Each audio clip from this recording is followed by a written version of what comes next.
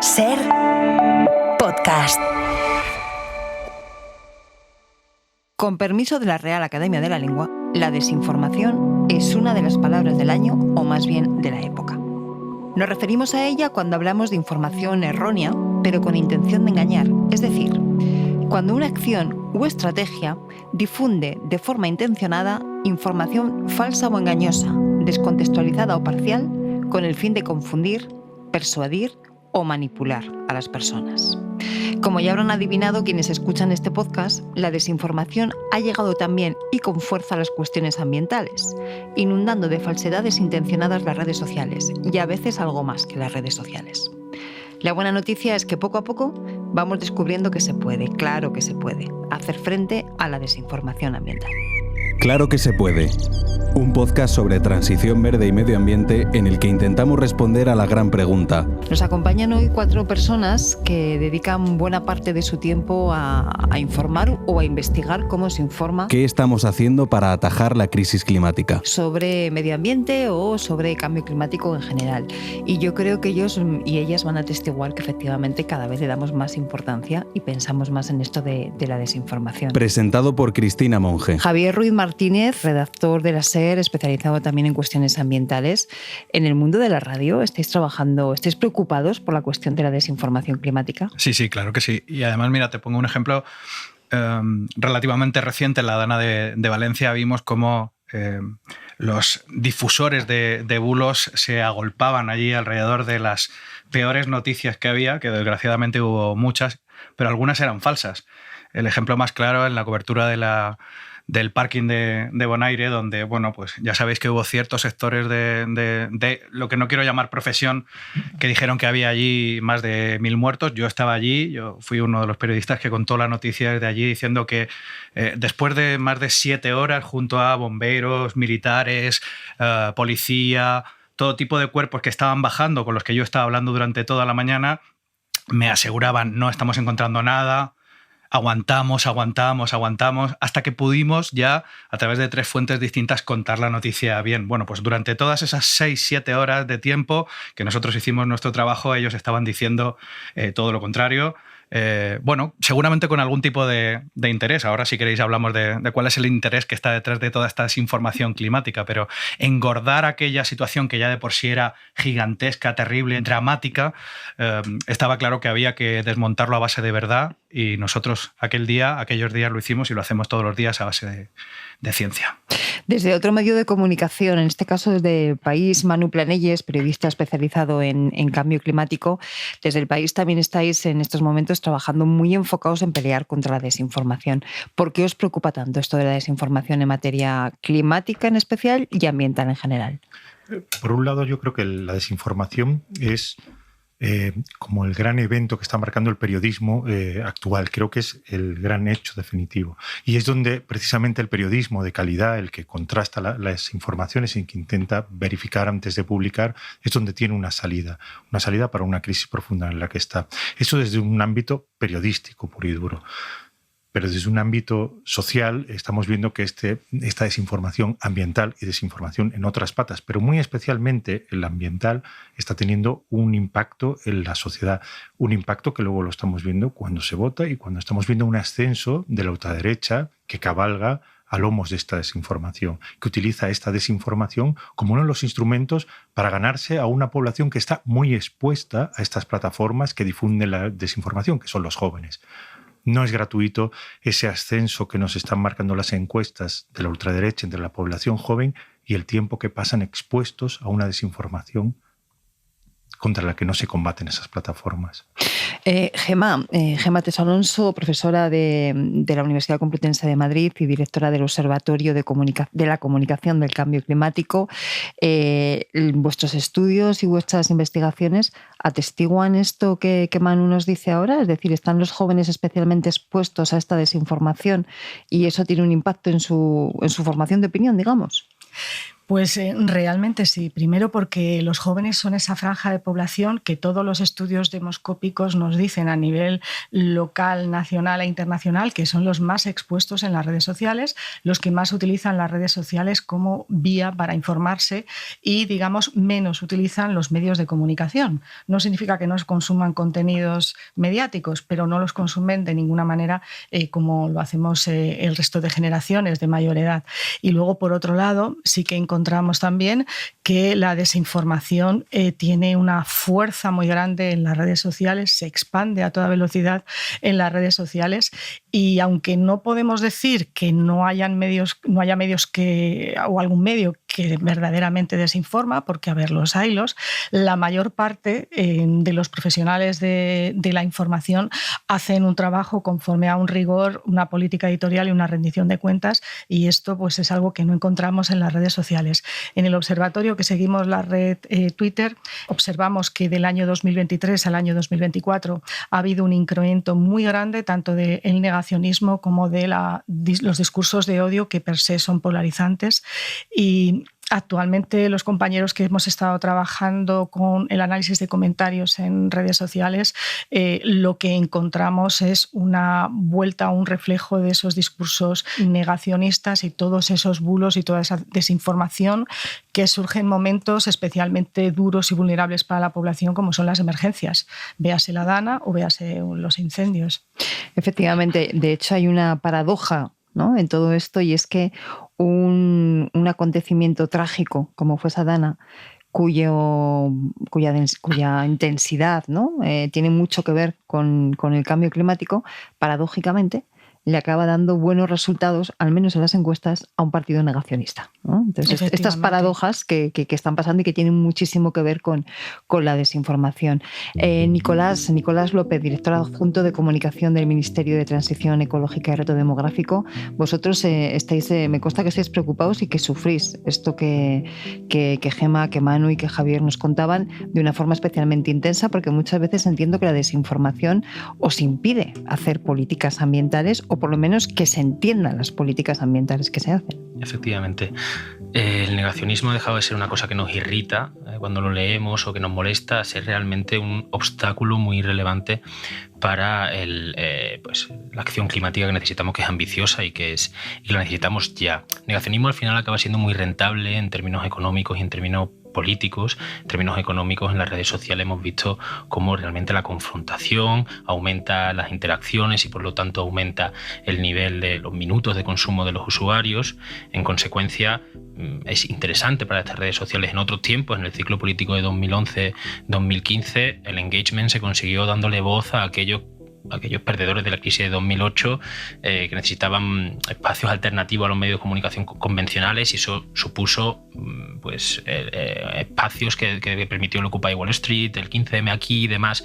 Ahora lo rentable es otra cosa, el combustible es otro, y es la confrontación. ¿Ha habido una mutación ideológica de las plataformas de redes sociales? No, es el mismo interés del capital, y ahora mismo pues el negacionismo es muy interesante en tanto que rompes un consenso, se abre una conversación que no debería existir porque ya hay una evidencia científica que ya lo reafirma. En la conversación debería estar las soluciones y no en la propia duda del cambio climático.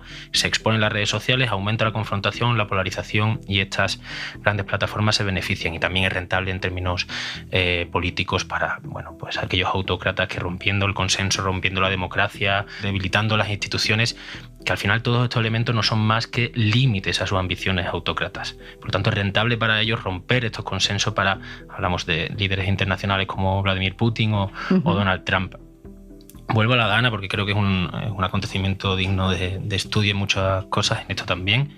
En el informe del CNI del año 2024 decía que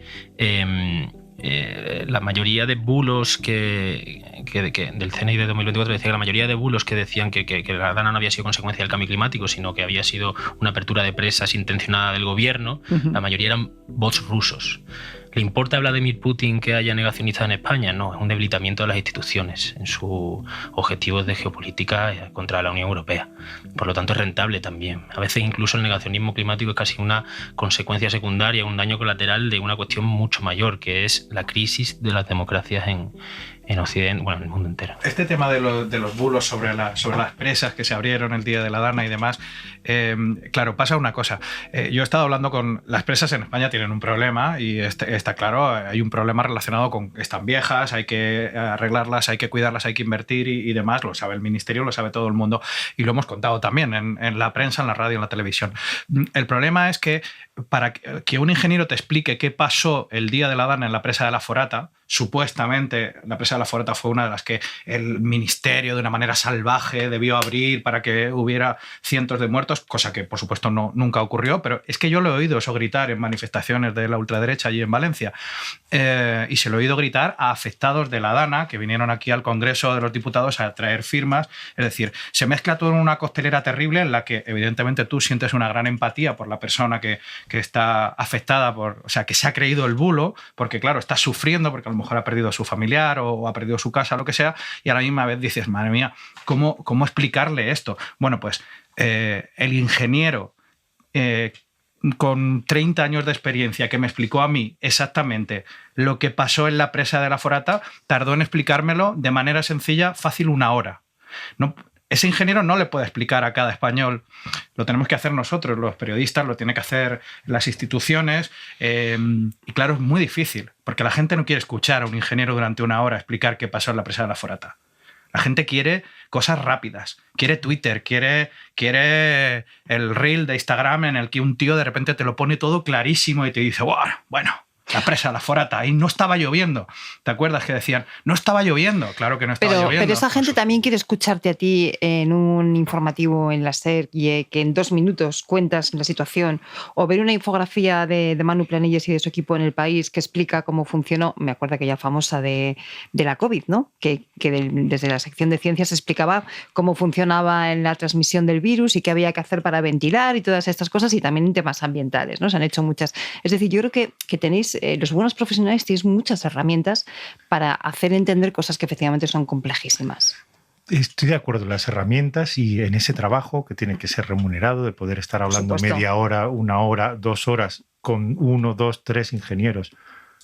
Las herramientas las tenemos. A lo mejor lo que nos estamos equivocando es en la plataforma. Uh-huh.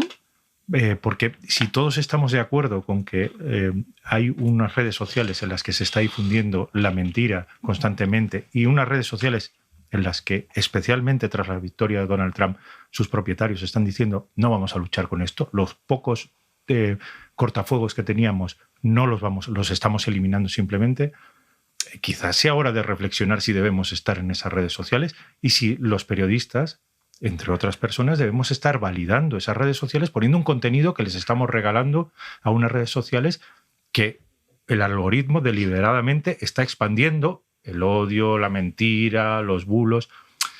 Quizás la reflexión sea más profunda. Yo creo que la Unión Europea tuvo una oportunidad de meterle mano a esto realmente en la anterior legislatura, en 2018, cuando había un pacto fuerte entre socialdemócratas y liberales de afrontar este problema realmente de forma seria. Se perdió esa oportunidad y ahora la batalla de intentar que se autorregulen, que se controlen las redes sociales, creo que está perdida. Entonces, de verdad que creo que a lo mejor ha llegado el momento de decir, ¿qué hacemos ahí? ¿Qué estamos haciendo ahí? A lo mejor estamos luchando contra un mal imposible porque el propio diseño de las redes sociales que apela a lo sentimental, a lo odio, a lo más bajo, es incompatible con la información rigurosa. En mi opinión, bajo ese paradigma de que la tecnología per se es buena y es una oportunidad y un lugar para emprender, y ese, digamos, halo mágico, ¿no? de los informáticos desarrollando todas estas nuevas tecnologías, ¿no? En Silicon Valley, yo creo que no supimos ver, la sociedad no supo ver, los gobernantes, en este caso la Unión Europea, no supimos ver lo que se venía encima. Es decir, no se hizo, se ha hecho un experimento a gran escala con las redes sociales sin que hubiera a priori ninguna ninguna regulación. Como sí que ahora se ha sido más prudente con el ámbito de la inteligencia artificial, y antes de que, digamos, entrar en el mercado los sistemas de inteligencia artificial, ha habido un intento, aunque sea tímido, de poder regular desde Europa la inteligencia artificial. Esto no se hizo con las redes sociales. ¿Cuándo realmente hay una preocupación con las redes sociales? Cuando detectamos dos cosas. La primera, el riesgo que supone para la democracia después de haber visto cómo Gran Bretaña sale del Brexit, después de toda la estrategia, de todo el escandalazo de Cambridge Analytica. Bueno, son cuestiones que todos sabemos. Sabemos que Donald Trump no hubiera ganado las primeras elecciones si no hubiera sido por el trabajo que hizo con las redes sociales. Es decir, las redes sociales se convirtieron en un elemento clave para el juego político de todo ese movimiento anti-woke que ha aprovechado las redes sociales para, digamos, destilar toda una ideología contraria al progreso en cualquier ámbito y a los progresos sociales en cualquier sentido. Entonces, cuando llega las medidas empiezan a ser, después de, en un contexto post-pandemia, empieza la Unión Europea a tomar medidas y empiezan a llegar fondos y empieza a invertirse y empieza a desplegarse la Agenda 2030, es cuando realmente se produce una verdadera revolución y todos los temas climáticos entran a formar parte del discurso político. Y para poder llevarse la ciencia o temas que son científicos al discurso político necesitan polarizar, necesitan desacreditar a la ciencia, necesitan desacreditar a las instituciones, necesitan crear dudas. ¿Para qué? Pues para frenar el avance de unas medidas que no les convencen. Entonces aquí una llamada de atención a lo que hacemos desde los medios de comunicación. No todos los medios son iguales. Hay una gran cantidad de medios en el entorno y en el ecosistema digital. Encontramos, por ejemplo, que en el soporte de la prensa y la prensa convencional, el año pasado veíamos que aproximadamente en el 30%, 1 de cada 3 publicaciones, hacía referencia a alguna medida de gobernanza, desde la Ley del Clima hasta la Agenda 2030.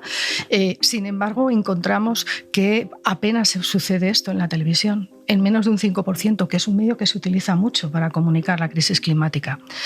Mucho menos en los medios online. En la radio, después de la prensa, es el medio donde más se divulgan las soluciones. ¿Qué nos encontramos? Nos encontramos que aproximadamente, creo que en 2 de cada 3 publicaciones durante el periodo de seguimiento, las 5 semanas de muestra de 2024, hacían alusión a Agenda 2030, pero con el hashtag, en la mayor parte, Agenda 2030 criminal. Es decir, lo que no se conoce, lo que no se explica en algunos casos sobre las medidas que se están desplegando, que son en gran medida desconocidas por la parte de la población, ese agujero lo utilizan las redes, ¿no? Entonces, eso es un poco una explicación desde ese marco teórico que llamamos el déficit cognitivo, es decir, aquello que no se conoce se convierte en un elemento de vulnerabilidad. Cuando hablamos de desinformación, generalmente estamos hablando de la unión de 2 componentes, ¿no? Una información falsa, por un lado, y en segundo lugar, una información con intención de engañar y de mentir, de manipular de alguna forma con algún tipo de interés, ¿no? ¿Realmente veis que hay una intencionalidad de manipular las mentes de las personas cuando se hace desinformación climática? ¿Y en qué sentido? Sí, ¿no? Esta distinción en inglés es como mucho más fácil, ¿no? El misinformation y disinformation. En la desinformación como tal, efectivamente, lo que hay es una intención, como decía, creo antes, de desestabilizar, de romper consensos, porque en la ley de la selva, que a la que nos abocamos hoy día, y de la ley del más poderoso, las instituciones, los consensos, la democracia son límites para esos poderosos, y por lo tanto ahí hay un interés, y ahí dentro también está la cuestión climática como gran consenso científico que se quiere romper. En el misinformation, en la desinformación parcial, en la que no hay una intención a veces del todo voluntaria de engañar, sino que son consecuencias de una serie de sucesos, a mí me gusta mucho en este caso plantear la cuestión de esta frase que hemos escuchado muchísimo, de se están arrancando olivos para poner placas solares. Esto es una realidad. Seguro que mucha gente ha visto en su pueblo que han arrancado un olivo. Después los datos reales dicen que la tierra agraria está en aumento y que si cumplimos el PNIEC, que seguro que lo vamos a conseguir, los porcentajes de renovables en el territorio son mínimos, ¿no? Mínimos del 2%, de menos del 2%. Entonces, ¿pero qué pasa aquí? Lo que pasa es que hay comunidades locales que efectivamente, por no verse involucradas en el procedimiento, en el desarrollo de las renovables, se ven agraviadas y entienden esta simplificación como algo que no les beneficie, por lo tanto se extiende como un elemento, un consenso, otro consenso que al final la consecuencia es el retardismo y la oposición al desarrollo de renovables.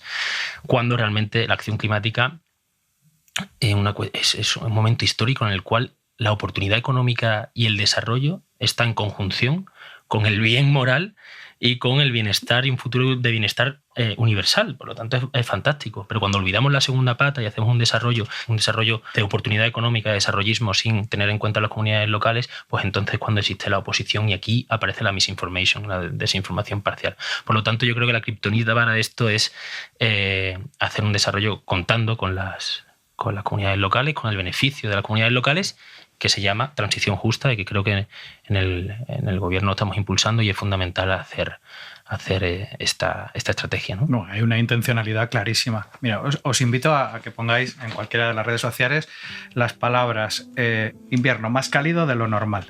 Y entonces leéis a toda la caterva de intelectuales metiéndose con la EMET por su predicción de cómo iba a ser el invierno. Yo estuve en esa rueda de prensa, Manu, creo que tú también estabas.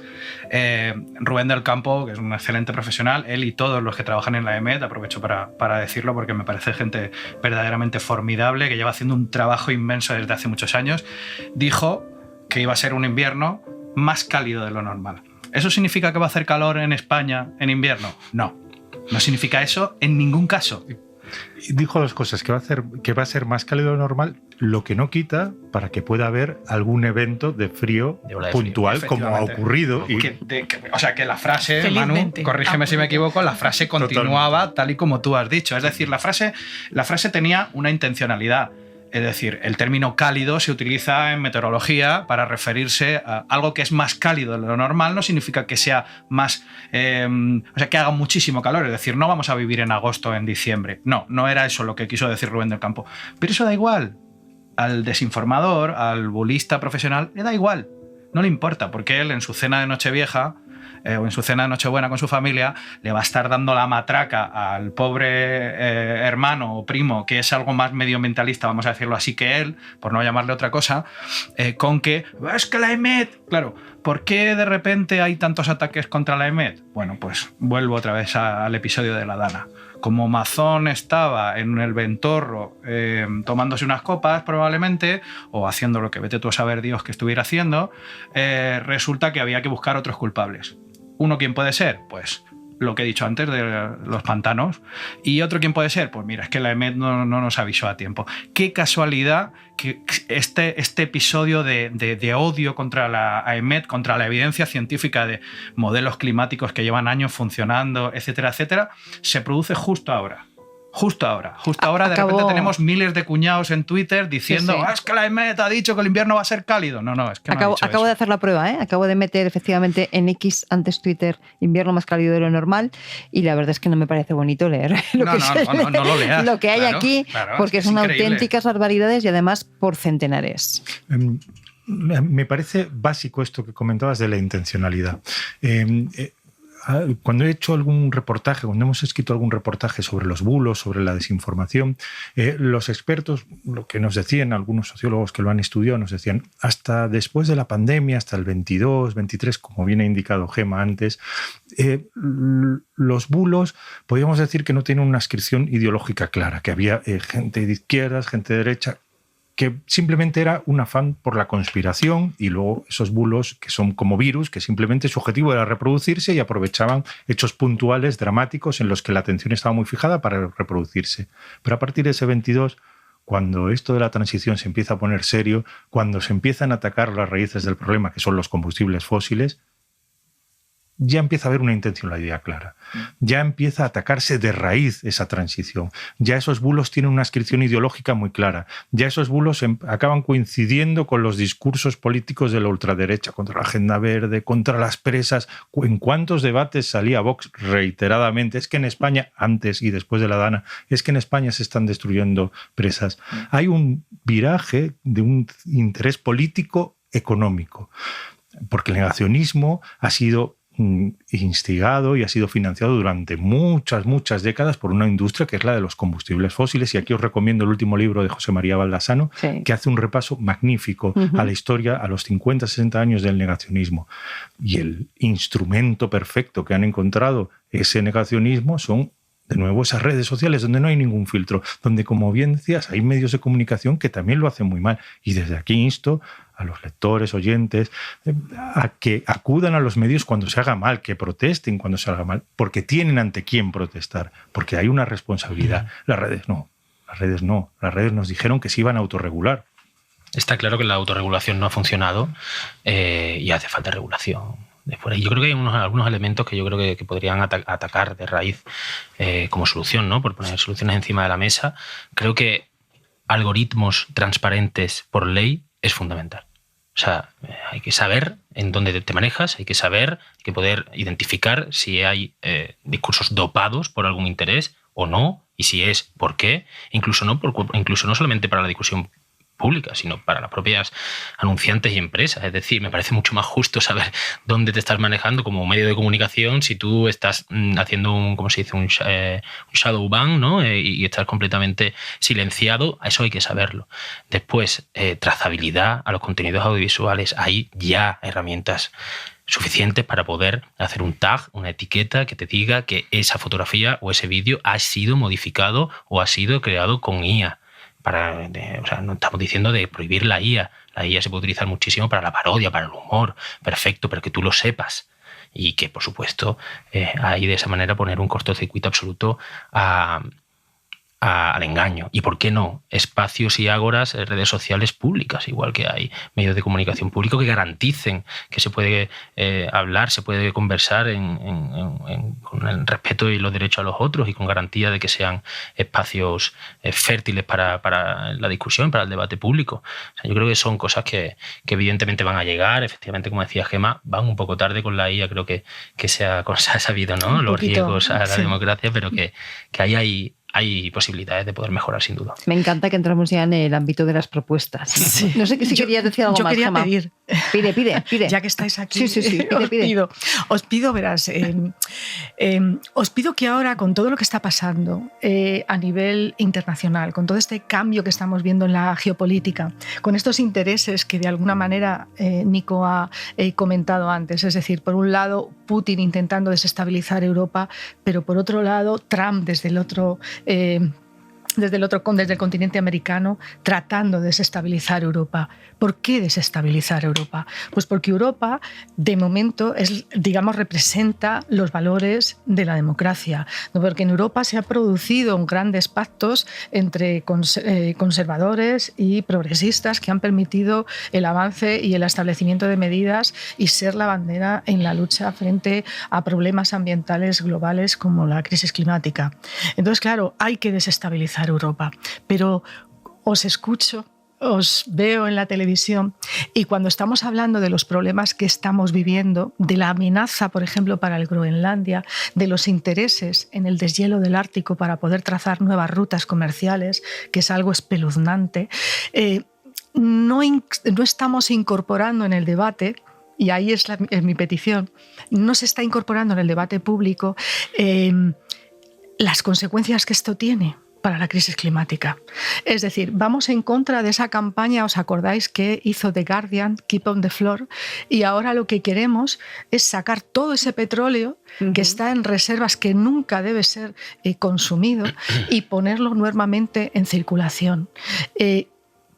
No sé en qué medida la ciencia, los modelos, pueden ir tan rápido como para poder decirnos con datos qué significado va a tener esto en cuanto al incremento de la temperatura de aquí a 2100. Pero ya sabemos que hay distintos escenarios dibujados por el IPCC. Esto nos sitúa en el peor de ellos. Pues eso hay que contarlo.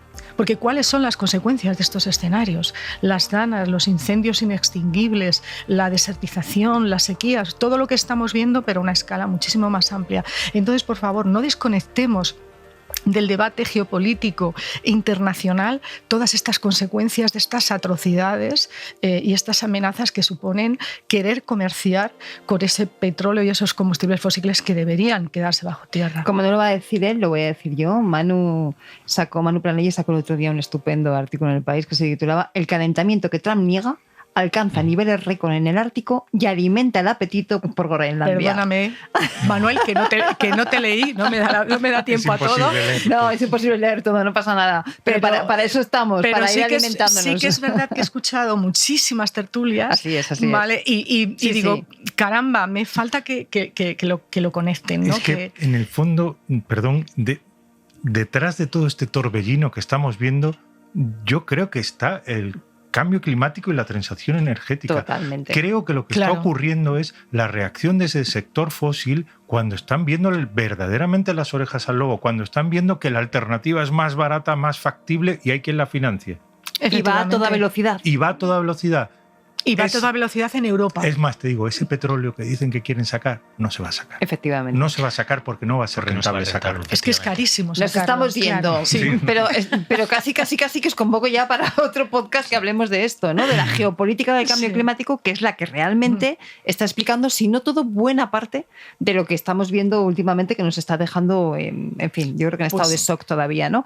Este podcast se titula Claro que se puede. Y somos convencidos y convencidas, aquí todo el equipo, de que claro que se puede hacer cosas interesantes para hacer frente también a la desinformación climática. De hecho, vosotros y vosotras los estáis haciendo. Gemma, empiezo contigo desde el punto de vista académico, desde esta universidad y desde el Observatorio de la Comunicación del Cambio Climático.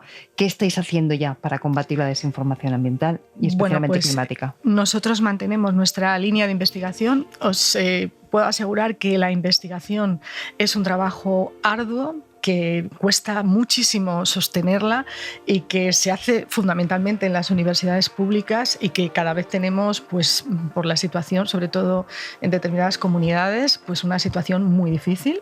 Pero nosotros nos dedicamos a investigar. Afortunadamente tenemos redes con otras universidades, con compañeros de la USAL, con compañeras de la UNIZA, de Zaragoza, de Sevilla, y trabajamos porque somos muchos los investigadores de la comunicación preocupados y ocupados por la desinformación y por la crisis climática. Y luego el siguiente paso que damos es colaborar con los medios, con los profesionales y con las organizaciones, también con los activistas, en crear foros para ver cómo podemos mejorar entre todos y todas la comunicación. Está ahí ese decálogo de recomendaciones para la comunicación del cambio climático, que tiene una gran parte de tu empuje y de tu entusiasmo detrás, que renovamos con la técnica de investigación del Phillips 66 en el año 2022 y que vamos a tratar de renovar ahora con el mayor concurso que podamos concitar de medios y profesionales en el año 2026. ¿Para qué? Pues para adaptarlo a este contexto de desinformación, de polarización política, con lo cual ya hago directamente una invitación aquí a los presentes a participar en esta jornada de investigación para ver si alcanzamos acuerdos para ver cómo podemos hacer frente desde el pragmatismo y desde los medios a esta ola que no nos arrase.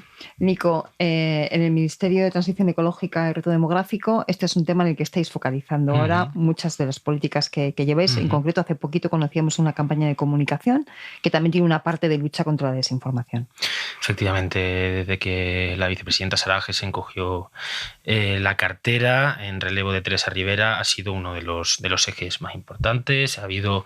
Queremos dotarnos de herramientas, de coordinación. Hemos hecho una ronda de reuniones con Gemma, esta es una de ellas, con investigadores, con periodistas, con divulgadores jóvenes que están en las redes sociales haciendo un trabajo excepcional, y lo que estamos identificando es pues una necesidad efectivamente de coordinación de todos aquellos que estamos en la trinchera de la ciencia y en la trinchera de la acción climática, que sea sostenida, que tenga un objetivo de anticipación.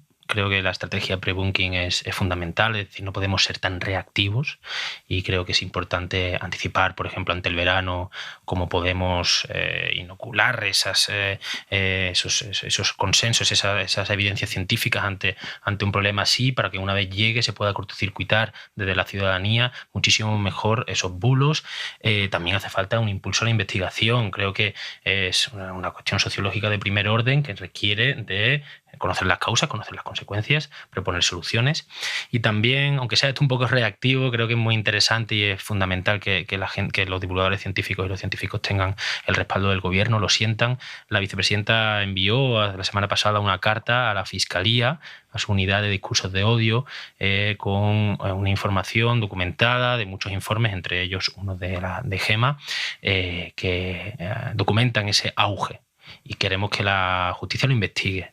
Es importantísimo que esto sea así. El caso de José Ángel Núñez, que era de la EMET de Valencia, un extraordinario profesional que le echaron encima de forma injusta a los muertos de la Dana y que acabó con una bajada por depresión. Queremos que esto se investigue para que se sepa dónde están los límites de la vulneración de los derechos, no solamente a los divulgadores que están siendo atacados en redes sociales, sino que es que toda la ciudadanía, cuando a un científico se le amedrenta, nos priva el resto de tener su trabajo en nuestro conocimiento, en nuestra discusión política, en nuestra discusión pública, y eso hay que defenderlo y el gobierno está de su lado. Y efectivamente la campaña de concienciación climática, la primera en la historia, es bastante increíble que el gobierno haya hecho la primera. Estaban los pesqueñines no gracias, que de pesca sostenible. Bueno, la primera institucional, porque la sociedad civil lleva por supuesto, décadas, sí, por eso digo, los deberes que no hemos hecho a tiempo somos nosotros. Llegamos tarde, pero llegamos con una campaña así, que entre Telediario de Irán, Groenlandia y tal, y Telediario queremos colarnos para decir que la crisis que realmente estructura todo, como bien ha dicho Manuel, la que está por encima de todo, es la crisis climática con la sequía en Irán, que es la que ha provocado el levantamiento popular. Groenlandia, las rutas marítimas son por el de hielo, o Venezuela, que nos está diciendo Europa, oye, soberanía energética, desarrollo de renovables, no dependáis, desengancharos ya de los combustibles fósiles. Pues ahí, entre Telediario y Telediario, queremos meter nuestro spot, que ya podéis ver en YouTube y pronto en la televisión. La academia investiga y hace propuestas. El ministerio, la administración intenta poner marcos, impulsar y tal. Pero luego, Manu, en El País, Javier, aquí en la SER, sois los que tenéis que lidiar con el día a día de sacar adelante una información y de hacer frente a la desinformación. ¿Qué estáis haciendo cada uno desde vuestro ámbito para poder luchar contra ese monstruo? Javier, empezamos contigo. Empiezo yo con una reflexión. No ponerle nunca el micrófono al negacionismo. Nunca. Esto es una norma, yo creo que de toda la casa, pero mía personal, no ponerle nunca el micro. El caso así que más recuerdo, un mecánico que hay por ahí que, bueno, yo soy usuario de coche eléctrico, convencido de que deberíamos de estar todos ya en ese mundo, también que fueran un poco más baratos, pero esto es para otro día. Bueno, pues en un momento dado tuve la ocasión de poder ponerle el micro a esta persona. Y de repente pensé, bueno, pero ¿y por qué yo le voy a amplificar? Ser responsable, los periodistas tenemos que ser muy responsables con a quién le damos el poder que nosotros tenemos de amplificar sus mensajes. A esta persona, de manera irresponsable, se le ha amplificado ya no solo en las redes sociales, que están descontroladas, sino en medios de comunicación que llamamos serios, dándole espacio como contertulio, y al final ha acabado, bueno, hablando hasta de, yo qué sé, de cualquier cosa, de arqueología moderna, si hiciera falta. Pero bueno, que en esencia, movido por este lobby de las petroleras, de los fósiles, al final su misión era desacreditar el coche eléctrico, y vaya, sí lo consiguió, porque todavía hay gente que dice, es que tú no has visto el vídeo de... No voy a decir el nombre. Esa una. Y la otra que iba a contar simplemente es que nuestro trabajo es el peor trabajo del mundo, que hacerlo bien es muy, muy difícil, pero empieza no cuando nos sentamos delante del micro amarillo o delante de la página del País. Empieza en nuestra cena de Nochebuena, que lo he mencionado el otro día. Empieza con tus amigos. El otro día un amigo muy cercano me dijo que había visto un vídeo en YouTube de la primera bomba nuclear que Rusia había lanzado. Que estaba siguiendo ahora muchas cuentas de historia y demás, y que él se había enterado por Instagram que Rusia había lanzado la primera bomba nuclear. Bueno, pues hubo que perder media hora del tiempo de esa comida en explicarle a esta persona que Rusia no ha lanzado ninguna bomba nuclear. Bueno, evidentemente en pruebas atómicas sí, también se lo explicamos, pero esa desinformación la tenemos que combatir en cada sitio que podamos, delante del micro y detrás del micro. Eso que decías, Javier, de no sentar a ningún negacionista a la mesa, eso es moderno, ¿eh? Es de hace muy poco. Yeah. Porque yo recuerdo que hasta antes de ayer, como quien dice, he oído debates de si pones a alguien que es un ecologista diciendo que hay que luchar contra el cambio climático, hay que poner a alguien que niega y dices, perdón, es como sentar un terraplanista a la mesa. Lo mismo, ¿alguien se sentaría a discutir con un terraplanista? Pues me consta que hay compañeros, que hay gente que lo ha hecho, me consta que hay científicos que yo conozco muy acreditados que lo han hecho y luego se han arrepentido. Aunque no lo han dicho en público, que se han arrepentido, porque al final estás hablando es imposible debatir con una persona que te está diciendo que la Tierra es plana. Es imposible debatir. Es que no se puede debatir con esa persona. Tú puedes escucharle lo que quieras, pero no se puede debatir. Sí, quería decir que es lo que se llama académicamente lo que llamamos el falso balance. Es decir, ese negacionista no representa a la comunidad científica, porque en la comunidad científica hay un consenso internacional del 99,99. Entonces, ese negacionista no representa nada. Manu, ¿cómo funciona vuestro detector de bulos climáticos?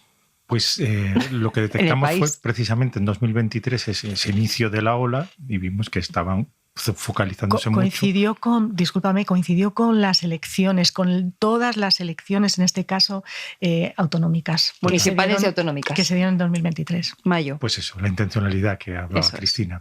Y lo que hacíamos y lo que hacemos es rastrear los que nos llegan con más impacto, intentando rebatirlos y explicarlos también de forma breve, en un formato parecido, un lenguaje simple para poder contrarrestar esa desinformación. Eso es lo que hacemos en el plano de, digamos, como medio. Luego, en el plano profesional, yo de todos los días que tengo que escribir de esto, yo creo que la desinformación es una gota fina que va intentando calar. Pues intento ser también una gota fina, es decir, cada vez que digo cambio climático, a continuación, provocado, según el consenso mayoritario, por los gases de efecto invernadero, cuyo principal origen son los combustibles fósiles, para los que hay una alternativa, fundamentalmente las renovables. Es una gota fina. Yo me canso de escribirlo porque lo escribo cada vez, pero creo que es necesario. Es necesario meter eso para que vaya calando. Y luego, en un plano personal, yo he dejado de alimentar una red de un señor que es un supremacista blanco y que es el propietario de esta red y que diseña unos algoritmos para difundir esta ideología de odio, esta ideología anticlimática y esta ideología de medio ambiente. Creo que es una reflexión que debemos hacer, porque igual que no nos sentamos en la mesa a discutir con negacionistas, ¿por qué les dotamos de contenido? Uh-huh. Totalmente. Aunque luego, paradójicamente, ese señor hace negocio con el coche eléctrico. Curioso, ¿eh? Estas cosas que se están dando. Bueno, sabes que está la pegatina esta de me compré, yo no tengo un Tesla, pero hay una pegatina que es me compré el Tesla antes de que Elon Musk fuera fascista. Bueno, no lo sé exactamente, sí, pero bueno, que esa pegatina yo la he visto ya por Madrid. Bueno, está claro que tenemos un problema con la desinformación, que es uno de los grandes retos a los que nos enfrentamos cuando queremos hacer políticas más sostenibles y luchar contra la crisis climática y todo lo demás, que tiene mucho que ver, yo coincido con algo que ha dicho Nico al principio, ¿no? Tiene mucho que ver con la desconfianza en las instituciones y en los agentes de intermediación, como son los medios de comunicación, pero también está claro que se puede hacer frente a la desinformación. Y yo creo que por lo que habéis contado, eso pasa, como siempre, por muchas líneas a la vez, ¿no? Una fundamental es ese día a día, esa gota fina que contabais de ir desmintiendo cada vez más cosas, los bulos ambientales. Pero me quedo también con una cuestión fundamental y es la credibilidad de los buenos periodistas y de los buenos medios de comunicación. Es decir, reivindicar también la profesionalidad y el rigor y la seriedad que hay detrás de una buena información ambiental que está bien hecha. Así que yo, por mi parte, gracias por demostrarnos que claro que se puede luchar contra la desinformación climática, pero gracias también por el trabajo que hacéis cada día desde la universidad, gracias Gemma, desde el ministerio con esas campañas, gracias Nico, o desde los medios, gracias Javier, gracias Manu. A ti. Y bueno, y esto es un compromiso, este podcast también es un compromiso para que sigáis en ello. Muchas gracias. Gracias. Gracias. Claro que se puede es una producción de Ser Podcast presentada por Cristina Monge. Guión, Cristina Monge. Producción, Raquel Fernández y Mariola Sarrió. Realización sonora, Roberto García. Reportajes, Mariola Sarrió. Coordinación Ana Alonso.